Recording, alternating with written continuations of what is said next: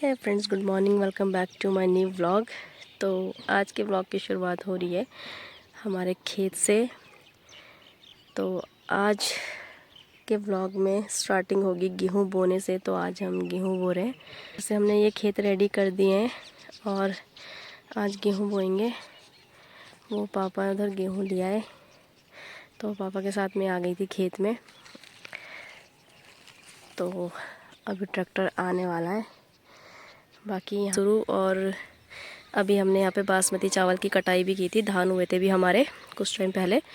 और फिर यहाँ पे पापा ने देखो ये को हल वल चलवा के और बढ़िया से मतलब गेहूं के लिए ज़मीन को तैयार कर दिया है।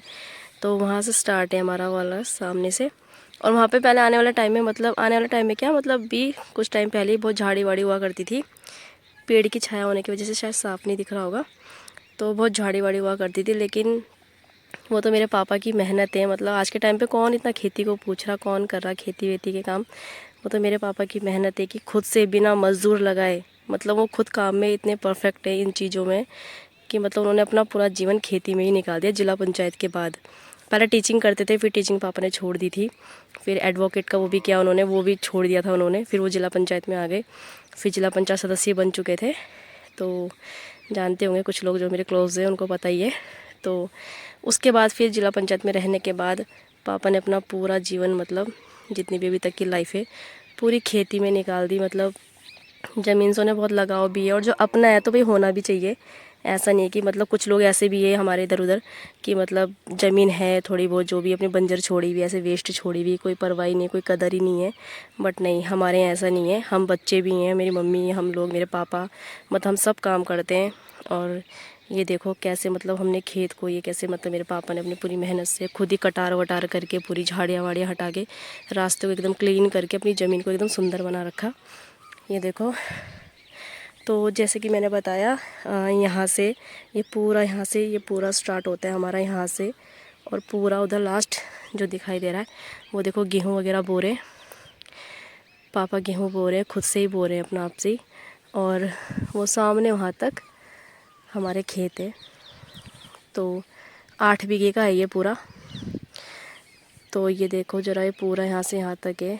इसमें मेरे चाचा का हिस्सा भी है, वो लोग देहरादून रहते हैं बट हम ही करते हैं उनका भी। तो ताऊ जी वगैरह हैं हमारे साथ।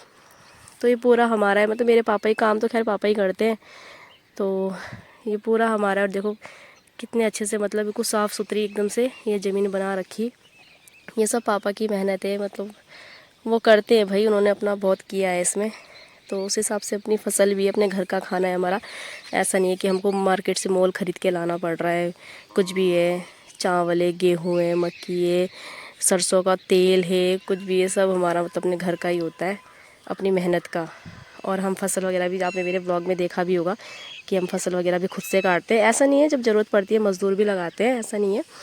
बट ये है कि जब ज़रूरत है अपने काम की तो हम खुद भी करते हैं। ऐसा नहीं कि हम थोड़ा पढ़ लिख गए है ना, मतलब अच्छा पहन लिया, घूम लिए फिर लिए तो भाई अपनी खेती की तरफ हमारा ध्यान ही नहीं है, बिल्कुल स्टैंडर्ड में आ गए भाई काम नहीं करना है खेत का। ऐसा नहीं है। हम 4 भाई बहन हैं, हम चारों भाई बहन अपने मम्मी पापा के साथ पूरा खेत का काम करते हैं।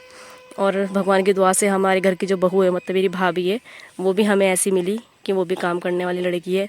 देखा ही होगा आपने कि न्यूली मैरिड थी और उन्होंने मतलब खेत में हमारे साथ काम भी कराया। तो वो भी ऐसी है जैसे हम हैं। तो इसलिए है कि भाई अपना है तो अच्छा लगता है। अब इसमें गेहूँ बोई जाएगी, फिर वही अप्रैल मई तक फिर गेहूँ की कटाई। बस किसानों का तो क्या होता है, यही लगा रहता है, एक फसल के बाद दूसरी फसल। बाकी अगल बगल तो लोगों ने अपनी ज़मीन बेच ही दी है। ये वाले भी शायद बिके हुए हैं जिसमें ग्रीन ग्रीन सा हो रहा है। और ये नीचे की तरफ भी, बस ये बीच में भी हमारा है। इसमें भी देखो सामने प्लॉटिंग हो रखी, ये भी बेच दिया है। हमारा बचा है बस, अभी हमने नहीं बेचा। हमारा भी लेने वाले बहुत लोग आ रहे हैं बट हम देते नहीं हैं अभी।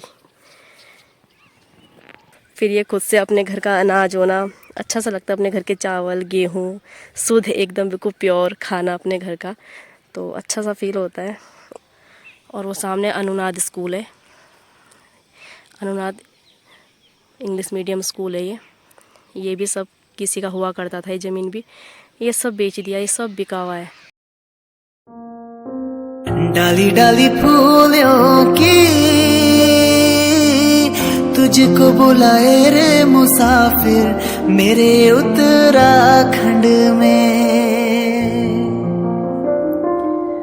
बादलों के ओढ़नी वादियां गीत सुनाए मीठे मीठे मेरे उत्तराखंड में। अरे पिजोरे मेरे पहाड़ को। और ज़मीन हमारी यही नहीं है, ये हमारे घर से आधा किलोमीटर दूर है, जहाँ मतलब जिसकी मैं ये वीडियो भी मतलब बता रही हूँ, जो ये दिखा रही हूँ जो ज़मीन, ये हमारे घर से थोड़ा दूर है। बाकी घर के आसपास और भी जगह थोड़ी थोड़ी दूर पे मतलब और जगह भी है हमारी ज़मीन तो, लेकिन ज़्यादा गेहूँ वगैरह चावल हम इधर ही बोते हैं, थोड़ा उधर की तरफ भी बोते हैं, जो घर से थोड़ा जंगला चौकी के सामने है, दिखाया मैंने, वहाँ पे भी व्लॉग बनाया था मैंने, जहाँ पे हमने धान काटे, जहाँ पे भाभी ने भी धान कटवाए थे। तो बस जितनी है अभी संभाल ही रखी है, बाकी बोने का तो हम इधर ही करते हैं ज़्यादातर, क्योंकि यहाँ पे जगह ज़्यादा है और यहाँ पे गेहूँ वगैरह ये सब चावल वगैरह अच्छे से हो जाता है। 2 फसलें तो होती हैं यहाँ पे, गेहूँ और धान। बाकी जो घर के आसपास की जगह है, जो उधर की ज़मीन है, वहाँ पे हम मक्की वगैरह लगा देते हैं, गाय के लिए घास वगैरह बो देते हैं, और सरसों हो गया, बाकी तिल वगैरह, अलसी भी पहले हमारी बहुत हुआ करती थी, उड़द की दाल, चने, ये सब बहुत हुआ करते थे मेरे दादाजी के टाइम पे। बट अब नहीं, अब इतना बोते नहीं, और फिर ऊपर से ना मतलब जैसे बंदर वगैरह नहीं आते थे, बट अब आने लग गए खेत तक, तो इसलिए थोड़ा नुकसान कर जाते हैं। बाकी इधर तो जो है मतलब वो तो होता ही अच्छे से, जो थोड़े मोटे अनाज होते हैं। अब तो कहाँ उड़द की दाल, पहले तो 18-18, 19-19 बोरी हुआ करती थी हमारी उड़द की दाल की, तिल हुआ करते थे, अलसी हुआ करती थी बहुत ज़्यादा। अब वो सब तो नहीं होता इतना, पर ये कि जितना भी होता है अपने लायक हो जाता है अच्छे से, जो हमारा साल भर, साल 1.5 साल आराम से चल जाता है।